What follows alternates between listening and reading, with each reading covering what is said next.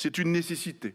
Et c'est un devoir auquel le groupe Horizon et Indépendants travaillera pour apporter des solutions. Nous devons remettre de l'ordre dans notre politique migratoire, car il en va des fondements de la nation.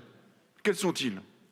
L'adhésion à un projet commun et la volonté de participer à un effort permanent de construction. Je déplore que ces valeurs soient aujourd'hui oubliées d'une trop large partie de la gauche. Elles étaient pourtant l'une des pages les plus nobles de son histoire. Une politique réussie de l'immigration repose sur 3 piliers, Monsieur le Premier ministre.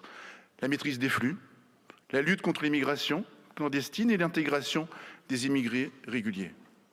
En matière de flux, pour la seule immigration légale, la Cour des comptes nous indique dans un rapport récent que près de 327 000 titres de séjour ont été accordés en 2023, soit une hausse de 64% en 10 ans. La même année, plus de 140 000 demandes d'asile ont été déposées. Cela représente donc plus d'un demi-million de personnes par an, qui viennent s'ajouter aux 4 millions de titres de séjour en cours de validité. Les faits sont têtus. La hausse des flux correspond à une multiplication par 3 du nombre d'entrées sur le territoire national depuis les années 2000. À ces chiffres s'ajoute une estimation basse d'au moins 600 000 personnes supplémentaires qui se trouvent actuellement en situation irrégulière en France. En matière de lutte contre l'immigration clandestine, les faits sont aussi têtus, Monsieur le Premier ministre.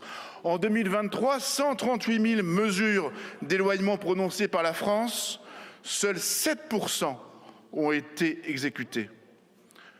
L'intégration ou l'assimilation, selon les nuances qu'on souhaite lui apporter, est enfin l'élément sur lequel repose le pacte républicain. Elle suppose en effet, une adhésion préalable et indispensable.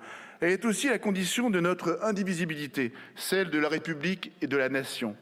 Fustelle de Collange, dans une période cruciale qui a façonné notre pays dans les années 1870, nous rappelle à juste titre que la patrie, c'est ce qu'on aime.